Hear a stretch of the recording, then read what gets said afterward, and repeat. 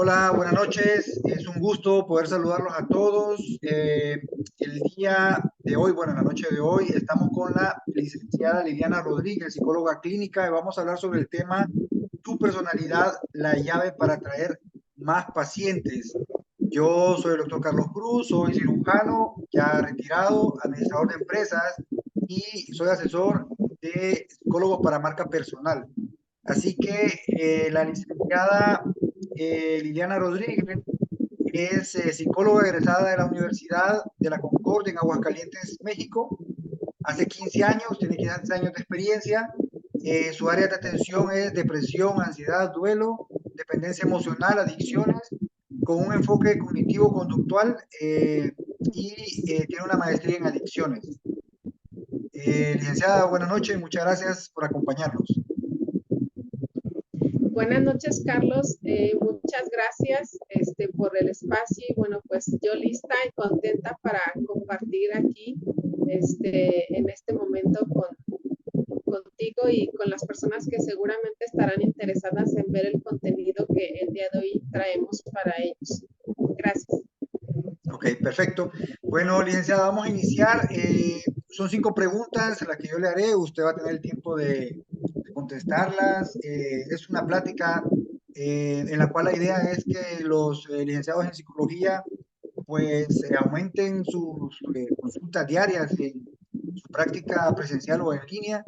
En lo personal, me he orientado a poder ayudar a los psicólogos porque cuando yo era residente de cirugía y necesité mucha ayuda de psicólogos, y en realidad uno en las residencias en los hospitales se ayuda mutuamente. Y lo otro que he visto es de que es un área de la salud que es mal valorada, mal vista, que las personas, desgraciadamente en los medios, hay muchos estafadores que se hacen pasar por psicólogos y las personas en general les tienen miedo ir al psicólogo porque hay un estigma de que si uno va al psicólogo o al psiquiatra es porque tiene un problema y eso es una total falsedad, ¿verdad? Así que ese es mi enfoque y que esperamos que todos los psicólogos pues puedan mejorar. Número uno, la primera pregunta es, ¿cómo puede mi personalidad como psicólogo influir en la percepción que tienen los pacientes sobre mí y sobre mi práctica? Sí, bueno, me parece muy interesante el planteamiento, esta pregunta, primer pregunta que tú haces. Y yo estaba reflexionando sobre esto que se comentaba. Y bueno, pues en mi práctica clínica, obviamente que en ocasiones me llegan pacientes que ya anteriormente tuvieron experiencias con otros profesionales, con otros psicólogos. Mira, por ejemplo, de manera breve te comparto en últimas semanas una persona que me dice, llega y dice que con el anterior servicio que tomó, el psicólogo estaba frecuentemente viendo su celular. Entonces, imagínate el mensaje para el paciente cuando el psicólogo está en consulta y está viendo su celular frecuentemente. El mensaje es, hay algo más interesante que tú, hay algo más importante que tú en este momento, que en este caso está en mi celular, ¿no? Entonces, pues la persona obviamente que se va a sentir poco atendida, poco importante, ¿verdad? Se va a sentir a lo mejor en momentos ignorada otra vez. Si de por sí a lo mejor la persona viene con problemas parecidos o problemas como estos, esta sensación de sentirse poco importante para las personas, va con el psicólogo y el psicólogo con este comportamiento le vuelve a confirmar lo mismo, ¿verdad? Entonces, otra ocasión es que dos, tres personas también me lo han comentado con anteriores experiencias, dicen, el psicólogo solo me escuchaba y no me decía nada. Y yo le pregunto, ¿cómo es que no te decía nada? Nada, nada, absolutamente nada. Dice, no, solo me escuchaba, no me decía absolutamente nada. Las personas van buscando, sí, hablar, comentar, desahogar lo que les aqueja, lo que les angustia, aquello a lo que le tienen miedo, lo que les duele, pero además de eso buscan una retroalimentación en momentos, ¿verdad? En momentos específicos de su relato, de su historia. Entonces, o que les pregunten, ¿no? Que muestres el interés, que les preguntes en momentos sobre algunas cuestiones, pues para ir profundizando la situación, pues porque por lo menos desde mi enfoque de trabajo, es para poder comprender el mundo del paciente, poder comprender el esquema de vida que tiene, la rutina, los acontecimientos vitales, y es importante profundizar en eso en el momento debido para posteriormente poder establecer un plan de tratamiento adecuado para esa persona que te visita en relación a su síntoma, ¿verdad? Entonces hay que comprender y en momentos habrá que preguntar, ¿sí? Entonces hay momentos para preguntar, hay momentos para callar, para permitir que la persona explore y exprese su experiencia de vida, su propia percepción de lo que le está aconteciendo, sus pensamientos, sus emociones, sus situaciones importantes, vitales, ¿verdad? Sus miedos, tantas cosas. Entonces, bueno, ¿cuál es la percepción? Para mí, pues puede, en base a estos comportamientos, pues obviamente de que la persona puede encontrarse nuevamente desatendida, nuevamente en descuido, ¿verdad? De esta labor tan interesante, tan profunda que es la terapia. Y entonces, pues bueno, por supuesto que va a afectar, al final del día estamos hablando de cómo el psicólogo puede acercar a los pacientes. Pues bueno, estos ejemplos los van a alejar. Sí, este paciente en primera ocasión lo recibes y pues lo más probable ese paciente ya se va, ya no regresa y busca otra opción, ¿sí? Una opción donde se sienta escuchado, atendido, ¿sí? Que comprenda desde la primera sesión que la persona que está enfrente es capaz y le puede ofrecer seguridad. Otra persona recientemente en días pasados me dijo, es que yo contacté a una persona, pero me parece que era muy joven. A lo mejor, pues un psicólogo tal vez en formación, ¿verdad? Todavía, más bien, perdón, me acomodo mis palabras. A lo mejor un psicólogo que no tiene mucho tiempo de haber salido, tal vez, ¿no? Sí, recién Y egresado. decía este paciente, exactamente recién egresado, que le hacía sentir inseguridad al paciente. Dice, yo veía a esta persona, me parecía muy joven, y decía, yo lo veía inseguro, temeroso incluso de lo que estaba haciendo. Obviamente, que todo psicólogo tenemos que pasar por un proceso, ¿verdad? Y seguimos en ese proceso de construcción del terapeuta, ¿verdad? Entonces, obviamente, eso también va a afectar a que regrese el paciente, ¿verdad? Entonces, el juicio, la poca ética, también aquí, no sé en otros lados, ¿verdad? Donde estén viendo o vayan a ver el contenido, pues obviamente que como en toda profesión hay malas prácticas, ¿verdad? Hay prácticas no éticas que obviamente van a impactar en la población que tú atiendes y de ahí los comentarios que en algún momento puedan hacer sobre tu labor para con otras personas que podrían ser prospectos de paciente, ¿no? Entonces, la poca ética, el descuido de la imagen. También otro aspecto para mí negativo es, y que va a influir en la percepción del paciente, es solo centrarse en lo económico. El paciente obviamente pues se da cuenta cuando un psicólogo lo atiende y lo atiende con la inquietud, con la atención, con el interés genuino de que pueda sanar.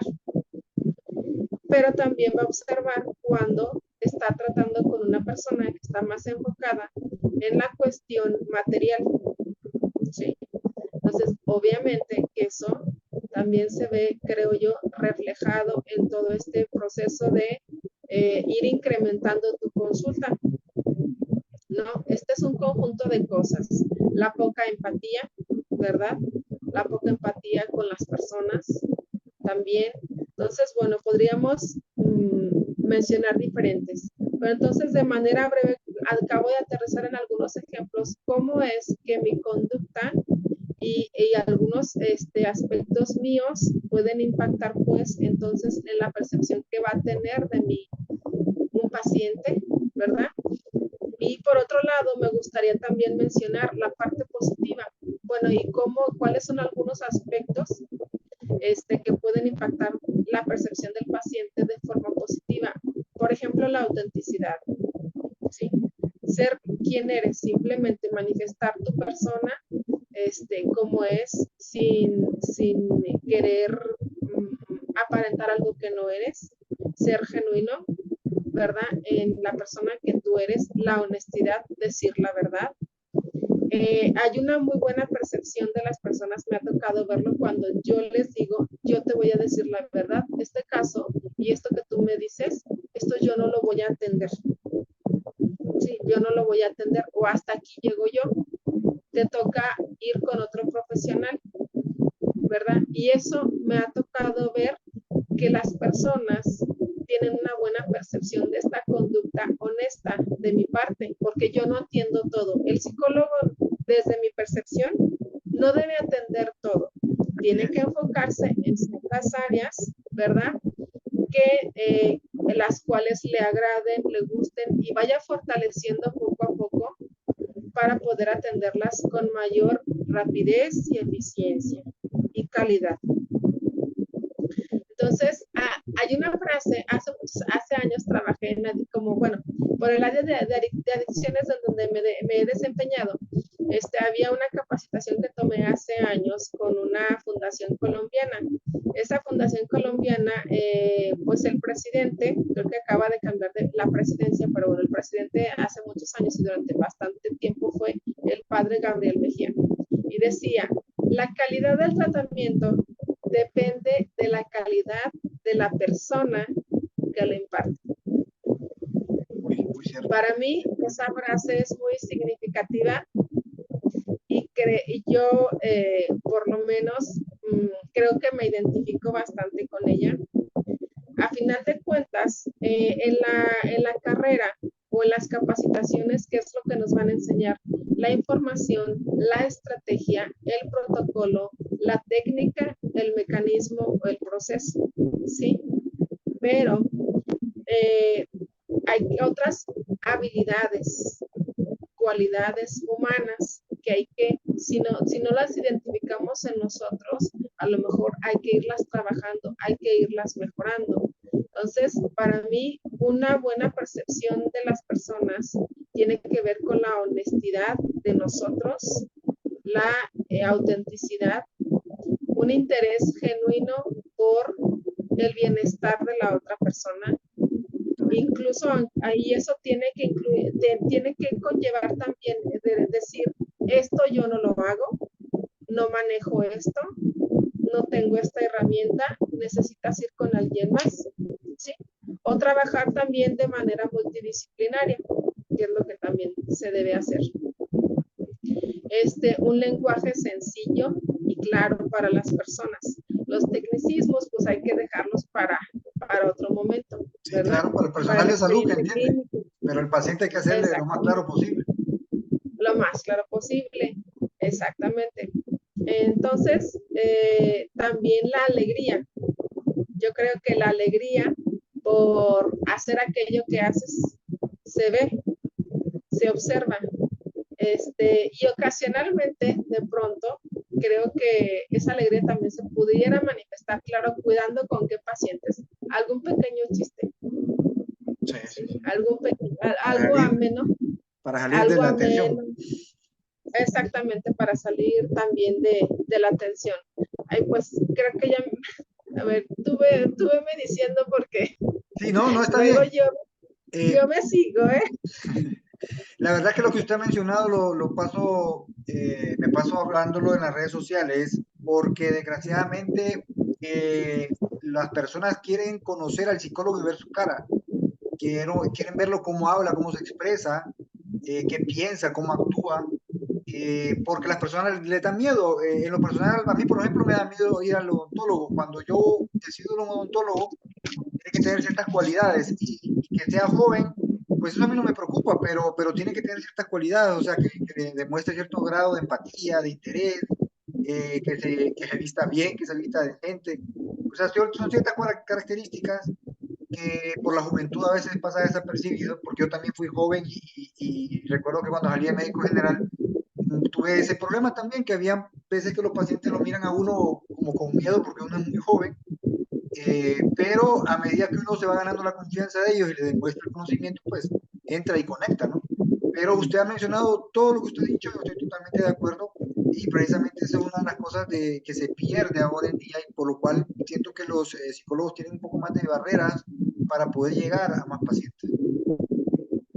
Sí, claro, y obviamente que el ejemplo que puse no se vaya a confundir con que está mal ser un psicólogo joven. Yo lo fui, no. Claro, Aquí hablamos, espero que quede claro que hablamos de un testimonio simplemente de una persona que fue con alguien y que me describe como una persona joven a ese psicólogo, pero que le estaba transmitiendo una sensación de inseguridad, claro, ¿verdad? claro. Desde el mismo.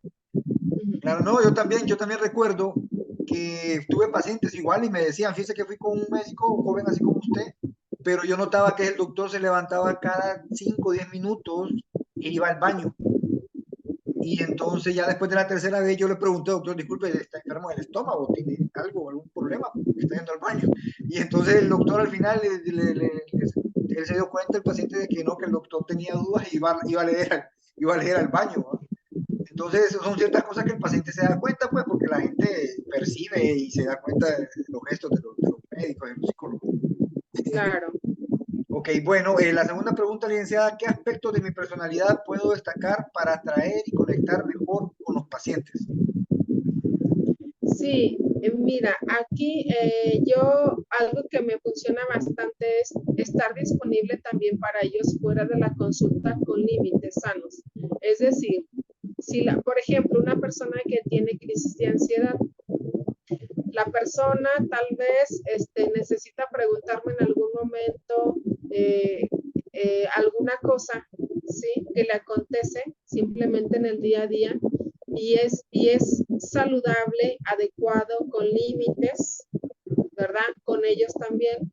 Estar disponibles para alguna duda o pregunta, o simplemente una persona, ¿sabes qué, Liliana? Se me olvidó cómo era la tarea. ¿Me puedes decir, por favor? Sí, sí, claro. Era así y así, ¿verdad? Entonces, estar disponibles para ellos, para alguna inquietud, algún acontecimiento que les haya ocurrido, y bueno, claro, sin permitir ser absorbidos por el paciente, por eso digo de forma que sea un apoyo simplemente fuera de la terapia ocasional, pero que muestra esa disponibilidad y esa calidez por parte del psicólogo. Sí, y también quisiera citar a Rogers en este momento, que, es, que son aspectos que él menciona con los que yo sí coincido. El psicólogo debe mostrar al paciente una aceptación incondicional. Vamos a recordar que cuando llega una persona al consultorio, muchas veces podrá hacerte un relato de cosas, situaciones, circunstancias o hechos que van en contra de tus creencias y de tus valores como psicólogo, pero eso lo tienes que dejar afuera. Eso lo tienes que dejar afuera. Personas que cometieron infidelidad, personas que cometieron actos graves en contra de alguna otra persona, conductas diversas, por ejemplo, en adicciones, pues se ven cosas luego muy, incluso hasta peligrosas a veces.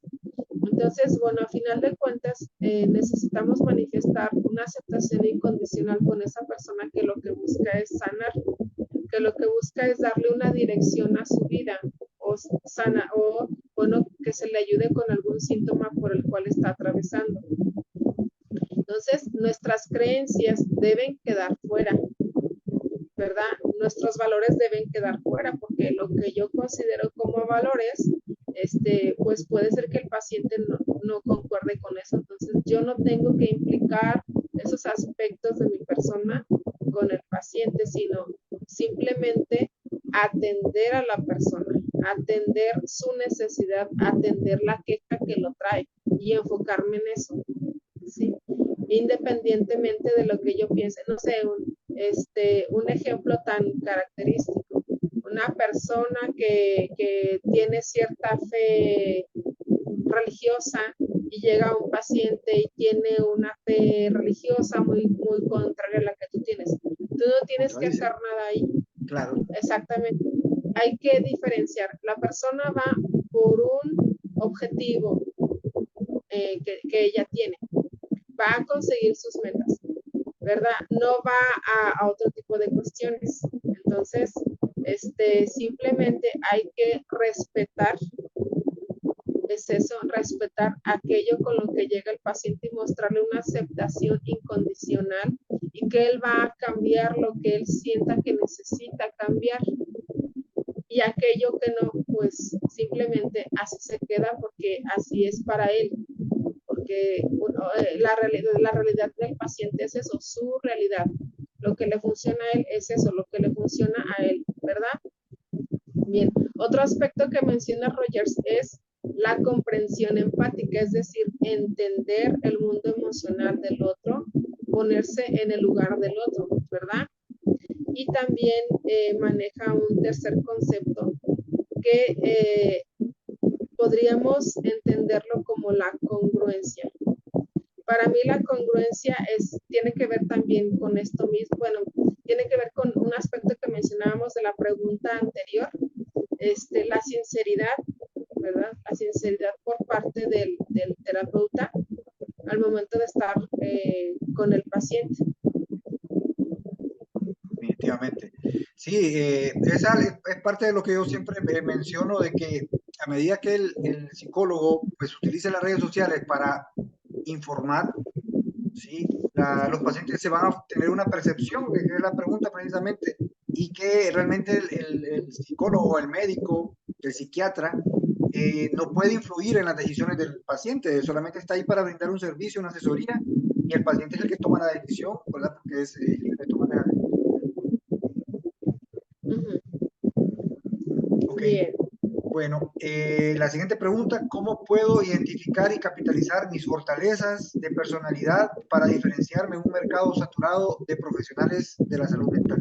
Una pregunta muy interesante porque realmente hay muchos psicólogos.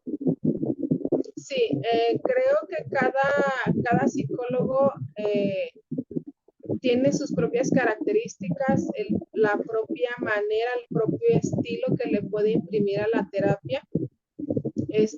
Yo pienso en observación, en una observación que se haga de cuáles son los pacientes que más frecuentemente llegan, que más frecuentemente tú atraes, por así decirlo.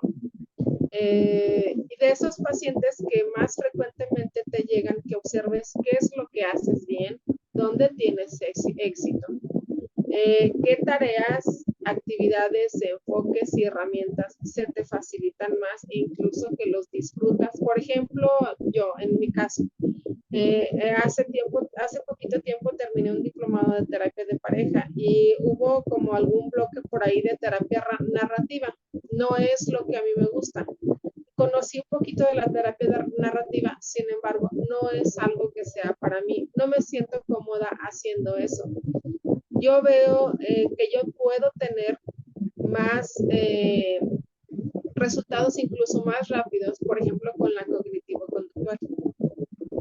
Entonces, a mí me gusta la cognitivo-conductual que de por sí, por la maestría y por el tratamiento, por el tiempo que he trabajado también en adicciones, es bastante cognitivo-conductual. Porque el cognitivo-conductual te lleva a revisar la forma en la que piensas, porque en base a los pensamientos que tienes, se crea una emoción. Entonces, y en base a la emoción que tienes, entonces vas a reaccionar al entorno de una forma o de la otra. Entonces, cuestionar las creencias, que, por ejemplo, cuestionar las creencias que traemos desde casa, ¿verdad? Desde casa aprendimos ciertas cosas sobre nosotros. Algo típico, pensar que yo no sirvo, supongamos un pensamiento de este tipo de yo no sirvo, no funciono, siempre seré un fracaso en la vida.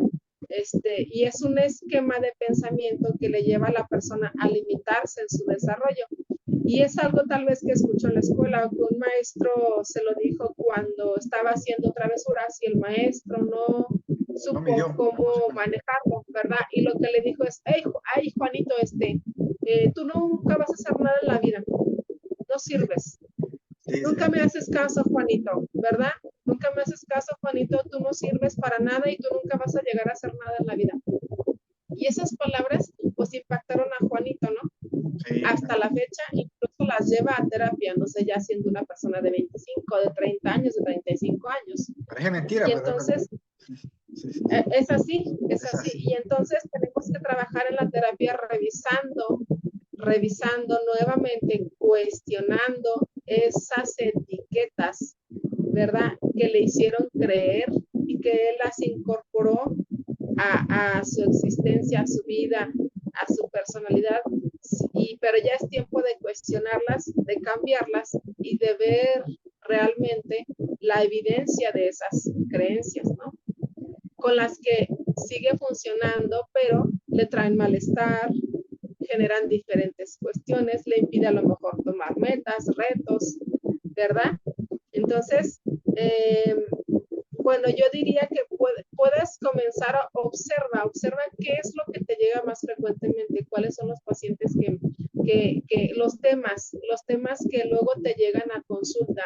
Observa tu actividad clínica, observa qué es lo que te funciona, observa con qué enfoque te sientes más cómodo, observa con qué población te sientes mejor trabajando. Por ejemplo, yo trabajo de adolescente hacia arriba, adolescentes, adultos, parejas y familias, niños no. Y cuando me preguntan sobre la atención a niños, la única intervención que yo haría para niños es incluir a los niños, si fuera el caso, en terapia familiar, si fuera así. Pero primero indago de qué es lo que se trata y entonces veo y si se necesita, entonces le digo a la persona con honestidad, no, yo no puedo atender a tu niño, no me es posible, puedes ir a este lugar, ahí lo van a atender, Sí, ¿verdad? yo pienso Entonces, que, de ahí, sí, perdón, yo pienso que parte es lo que usted había mencionado, que muchas veces el profesional de la salud se vuelve como un todólogo y quiere atenderlo todo. Y debe de orientarse hacia la parte donde se sienta mejor, primero donde esté capacitado, ¿no? Que tenga la capacitación como tal, y segundo donde se sienta mejor, porque es ahí donde va a atender mejor al paciente y va a obtener mejores resultados. pues sí, en realidad van de la mano donde vamos descubriendo cada psicólogo en el camino, con qué personas nos sentimos más en comodidad.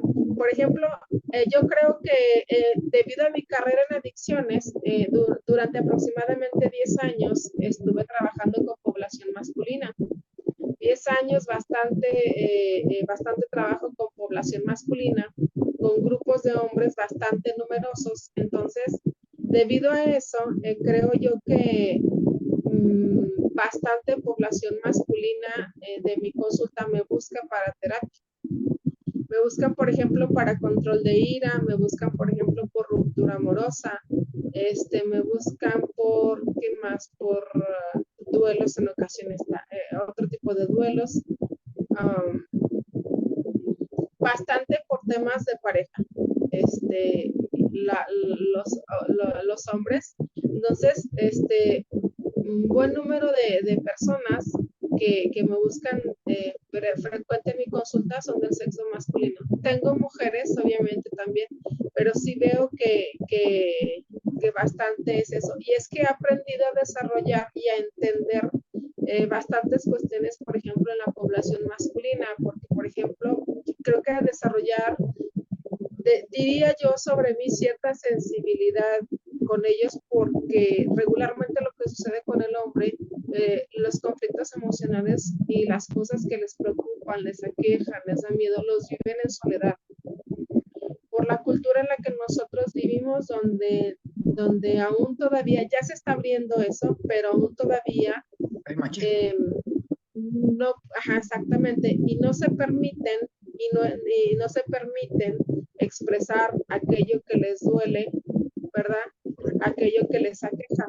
Generan estrés, tienen depresión, tienen ansiedad, ¿verdad? También esos temas me llegan con ellos, simplemente hasta el estrés laboral, depresión, me llegan también hombres con ansiedad, alcoholismo, obviamente, algunas formas pues de adicción química. Entonces, por ejemplo, yo identifico con ellos una que fluye realmente de manera para mí agradable, diría yo, la terapia. Fluye bastante la relación terapéutica, no me es complicado establecer una relación con ellos. Entonces, yo diría que esta pregunta, que obviamente queremos decir que algunas respuestas que yo estoy dando no son la verdad universal, simplemente son algunos aportes que yo les puedo dar en cuanto a lo que yo he visto, ¿sí? Pero, por ejemplo, lo que podríamos hacer como psicólogos es observar, pues, quién llega a consulta, qué temas me agrada tratar, qué temas me gustaría más aprender de ellos, perfeccionarme en ellos, buscar más herramientas en esos temas. Por ejemplo, otra vez conmigo, personas con violencia extrema, no lo trabajo yo lo derivo. Ajá. Sí, pero son casos así ya demasiado graves. Violencias así como de pronto peleas entre las parejas, cosas que suceden entre ellos y eso es como lo común, ¿no? Pero violencia extrema, no, por ejemplo, yo no lo manejo, yo lo derivo, ¿verdad? Entonces, creo que hay que irse observando y también el proceso terapéutico de nosotros, nuestro propio proceso nos puede ayudar a identificar nuestras fortalezas y entonces también pues como a ir apoyándonos con nuestro psicólogo, con nuestro terapeuta, hacia dónde irnos encaminando, ¿no? Hacia dónde irnos encaminando. Los casos de éxito, ¿sí? ¿Qué estrategias utilicé para que fuera caso de éxito, para que saliera adelante esta persona con su situación con la que llegó? ¿Qué estrategias utilicé? ¿Cómo me fue? ¿Cómo me sentí? ¿Cómo fue el proceso de aplicarlas? ¿Qué me funciona mejor? ¿Qué no me funciona tanto? ¿Verdad? Entonces creo que pues hay que seguirse observando, autoevaluando, ¿verdad? El otro día estaba yo recordando una sesión de terapia de familia y dije, ay, estaba como reflexionando sobre algunas cosas de eso y dije, me faltó hacer esto también. Esto también hubiera sido saludable, adecuado hacerlo. Pero eso ya lo pensé hasta después, ¿sí? En el momento de la sesión, que aún así me pareció satisfactoria, se consiguieron los objetivos. La familia se fue tranquila, confiada, con cosas y recursos que hacer en casa también, tareas a realizar. Pero después dije, ay Liliana, te faltó esto. Dentro de la parte reflexiva. Esto también, esta parte también no hubiera sido saludable hacerlo, ¿verdad?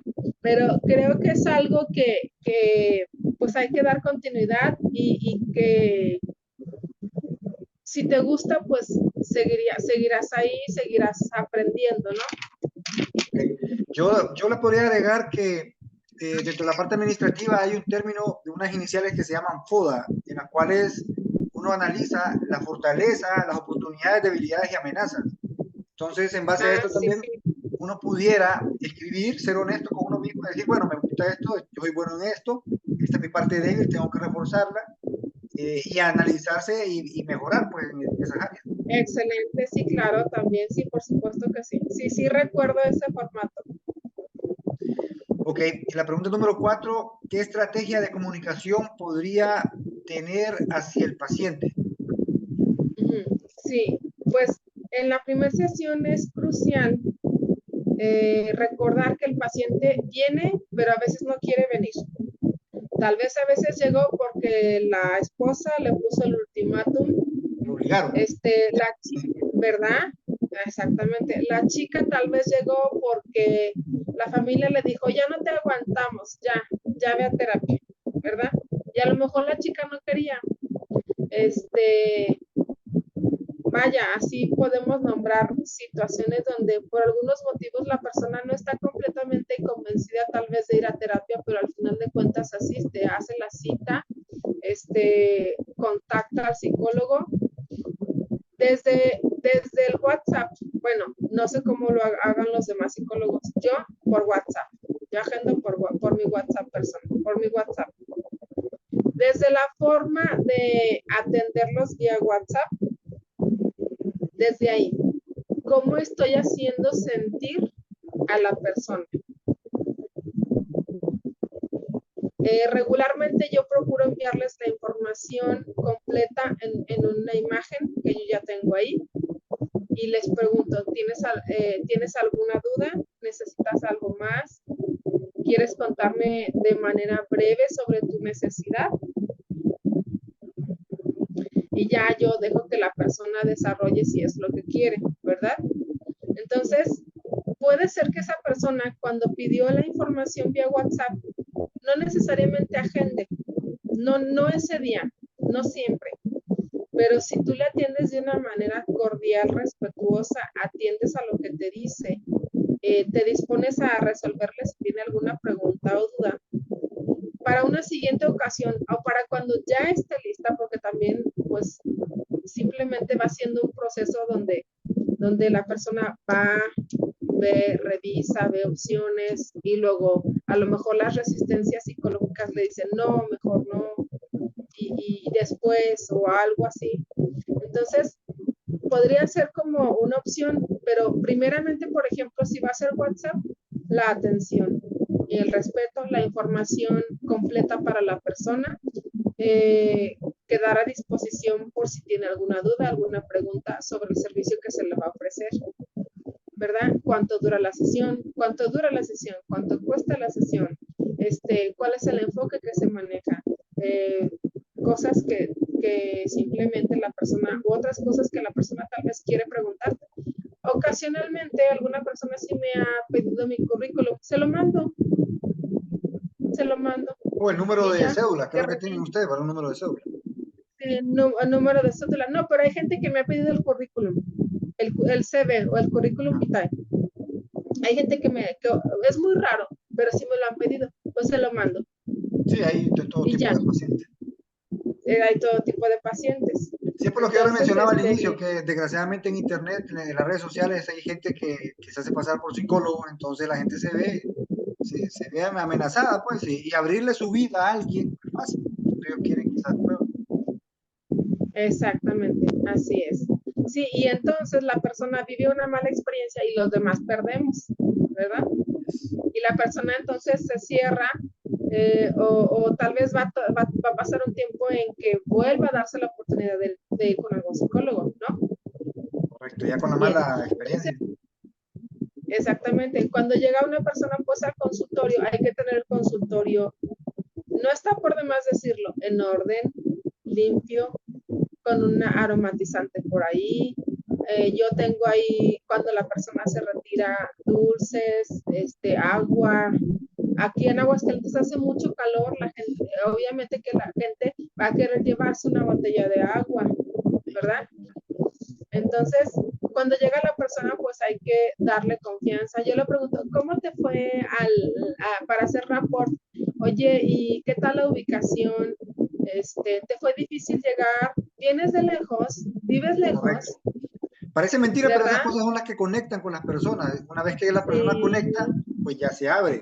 Y esa es la parte, creo yo, que a veces no claro. le cuesta entender a los profesionales, que uno va con miedo, el paciente va con miedo y necesita Va con encontrarse al otro miedo. lado a una persona y saber que esa persona Sí, me va a escuchar, me va a oír. Entonces, desde que uno lo saluda, desde que uno le da la mano o una sonrisa, ya el paciente se da cuenta quién es quién. claro, claro, claro. Yo a veces me paso un poquito en las sesiones, 10 minutitos conmigo, a veces acaban a la hora y a veces no, yo les digo. Y a veces me paso 10 minutitos o algo y le digo, gracias por esperar, gracias por tu paciencia, pásale, pasa, ya estamos aquí. Pero ya, bueno, generalmente ya saben y hasta eso, sí, no tengo problemas generalmente con eso.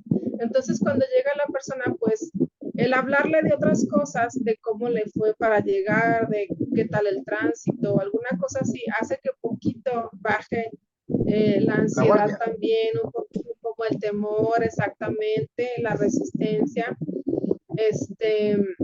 De pronto le digo, ay, y si hablamos genuinamente como algo que le gusta, algo que le agrada, y si genuinamente yo también lo siento, ay, sí, a mí también eso me gusta, yo se lo digo, ah, sí, a mí también me gusta eso, sí, a eso que a ti te agrada, también a mí me gusta, o yo también lo hago, sí.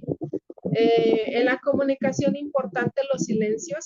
Hay personas en el proceso de la terapia, cuando a veces hiciste una técnica, cuando le hiciste una pregunta, cuando empezaste a tocar algún tema, a veces hay un silencio, ¿sí? Y en esos silencios la persona probablemente está pensando en algo que recordó, se está dando cuenta de algo que sucedió, Está pensando está, hacia adentro. ajá, le están cayendo los 20, decimos aquí, o se está dando cuenta de algo, ¿verdad? Entonces, tener cuidado con eso. Usar algunas de sus palabras también en la comunicación para que él se sienta también cómodo. Utilizar algunas de sus actividades que le gustan, si es posible incorporarlas al proceso de la terapia.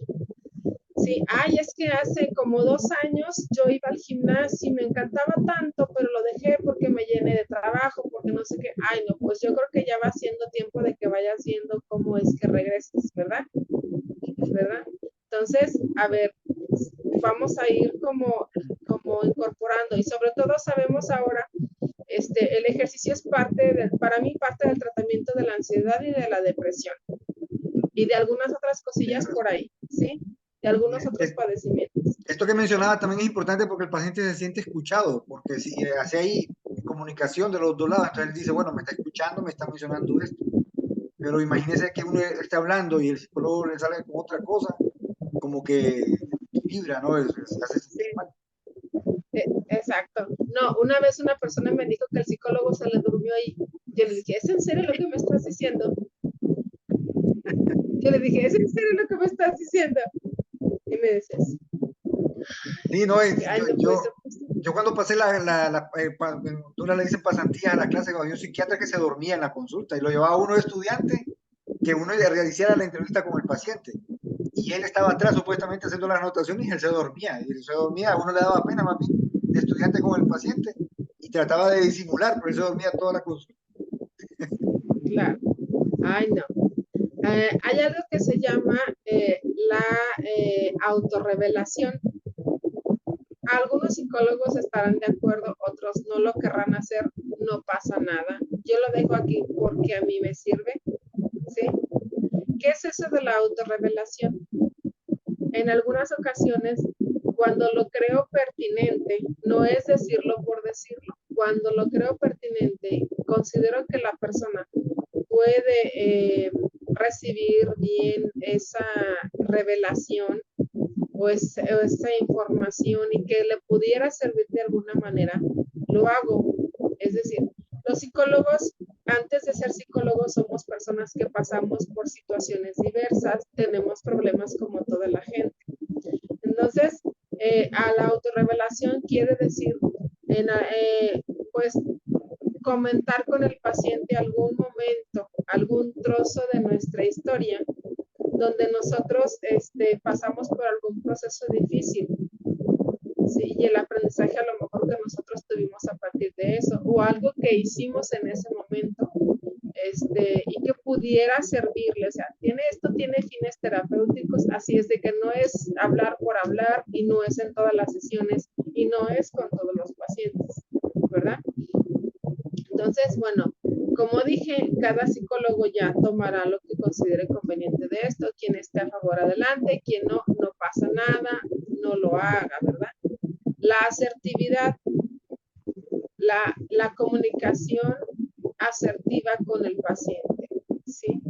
Comunicación muy clara y muy precisa sobre lo que se hace, cómo se hace, por qué se hace, lo que se dice en el proceso de las sesiones, ¿verdad?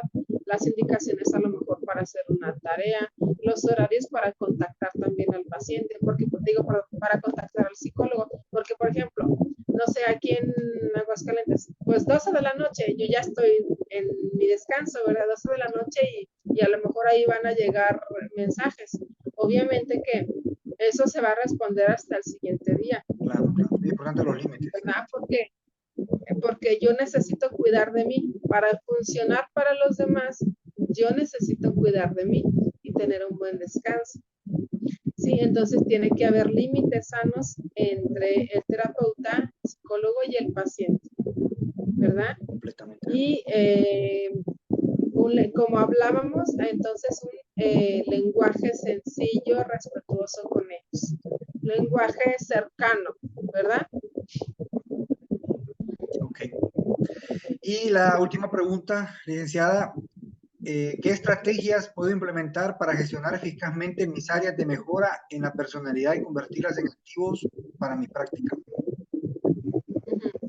Sí, creo que pues pueden ser varias, pero definitivamente yo aquí vuelvo a mencionar también la terapia psicológica de nosotros.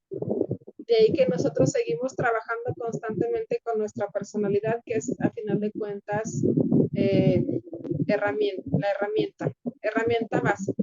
¿Sí? Yo leía esta semana un dato que yo no lo sabía, un dato muy importante de la cantidad, el porcentaje de psicólogos que padecen de depresión y ansiedad.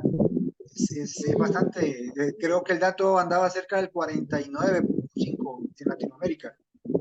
Y eso muchas veces deriva a veces por los problemas económicos, el presupuesto, el pago que se recibe por los que trabajan con el Estado o en la práctica privada, ¿verdad? Que pues toda Latinoamérica hay problemas económicos. Sí. Quiero decir algo sobre esto, dice estrategia. Para mí una estrategia es recordar que todo aquello a lo que se le pone atención crece. Yo me recuerdo cuando, por ejemplo, yo comencé con el consultorio, primero me había puesto de acuerdo con una colega para tomar el consultorio y compartirlo hace más de 3 años para ya independizarme, porque antes de esos más de 3 años estaba con un grupo de psicólogos. Entonces me puse de acuerdo con una compañera para tomar un consultorio y compartirlo en aquella ocasión. Pero ella por situaciones personales dijo, ¿sabes qué, Lili? No voy a poder.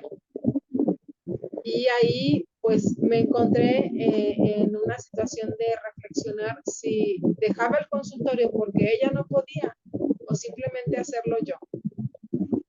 Y decidí hacerlo yo. Entonces, obviamente que hay miedo, es importante aceptarlo, que es humano tener miedo ante el proceso de cambio de nosotros mismos también. Y hay que ser autocompasivos con nosotros, comprensivos, empáticos con nosotros mismos en estas situaciones, acompañarnos a nosotros mismos.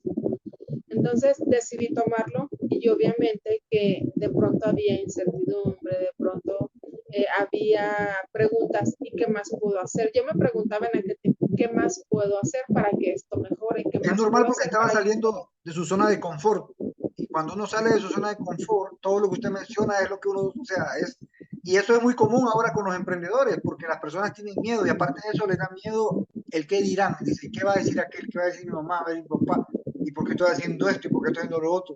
Pero no se atreven, ¿no? Yo pienso que es parte de la fe, fe en Dios y fe también en uno mismo, en creérsela de que va a ser posible.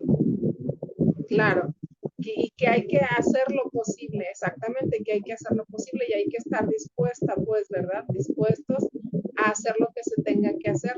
Entonces, una frase que a mí me gusta mucho es esta que mencionaba de todo aquello a lo que se le pone atención crece. Completamente. Entonces, hay que enfocarse, hay que capacitarse, hay que tener paciencia con nosotros mismos, con este proceso que vamos llevando. Hay que tener supervisión clínica, hay que tener esta autoevaluación saludable de nosotros, de nuestra labor que estamos realizando. Hay que tener un descanso saludable, hay que comer lo mejor que se pueda y hay que alimentarse lo mejor que se pueda, porque al final de cuentas somos un todo, somos un organismo, ¿verdad?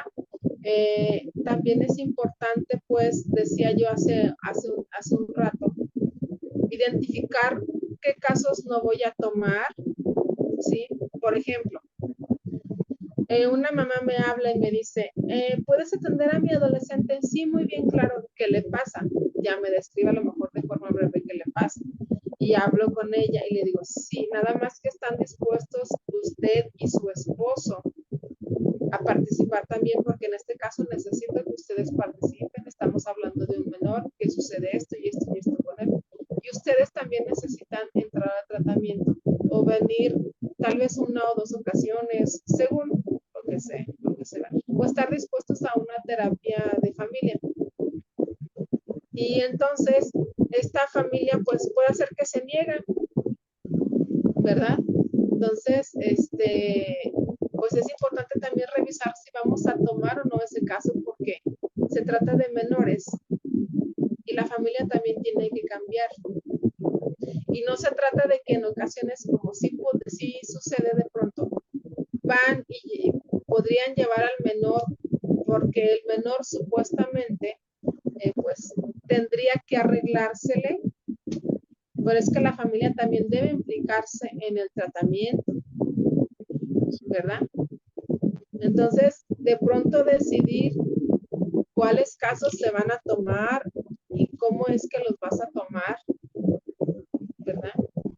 Eh, y bueno, digo yo esto pues, constante supervisión y observación de nosotros mismos, de nuestro quehacer y pues recordar que simplemente hay que buscar hacerlo lo mejor posible.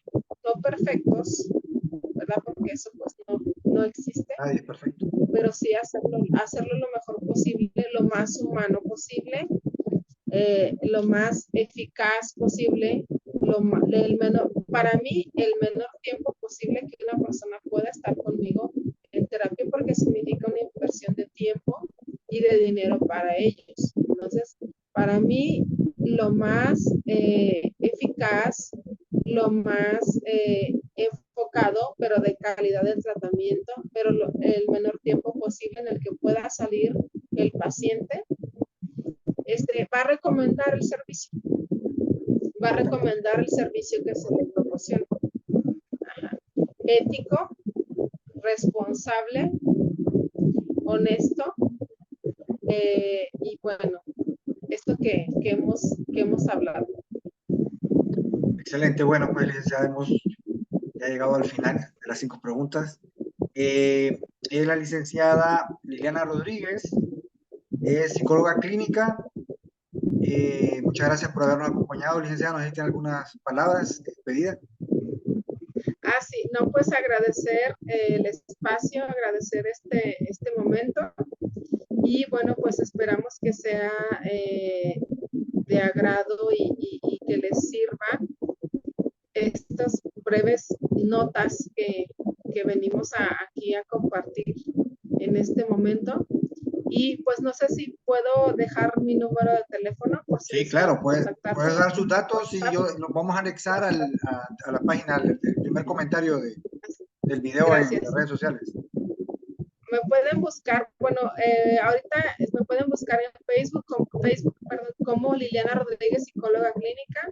Me pueden contactar al WhatsApp 449-103-1090. Código de aquí de México 52. Más 52. Más 52, ¿verdad? Sí, gracias, Carlos, por el apoyo. Y pues muy agradecida. Y bueno, pues vamos a ver qué otros temas compartimos. Ya nos pondremos de acuerdo. Sí, claro que sí. Bueno, muchas gracias. Gracias por seguirnos en las redes sociales, tanto de la licenciada como en la mía. Gracias por compartir. Si este video ha sido de agrado, si tiene alguna duda, escríbanos en los comentarios. Estaremos pendientes de contestarle. Mi enfoque es poder ayudar que más psicólogos aumenten su consulta privada, sea presencial o online, a través de 5 parámetros. Número 1, aceptar que su consultorio es una empresa como tal y debe de manejarse con tal responsabilidad. Algo de lo que ya hablamos. Número 2, tener integridad total, reconocer la importancia del marketing, implementar la fórmula correcta de atracción de pacientes en base a la honestidad, de que sepamos en qué somos buenos y hacia qué paciente vamos a tener. En base a eso, pues vamos a traer los pacientes adecuados. Y número 5, invertir en una ayuda externa, porque mi deseo es de que los psicólogos tengan una marca personal que provoque, venda. Muchas gracias. Hasta la próxima. Muchas gracias. Buenas noches.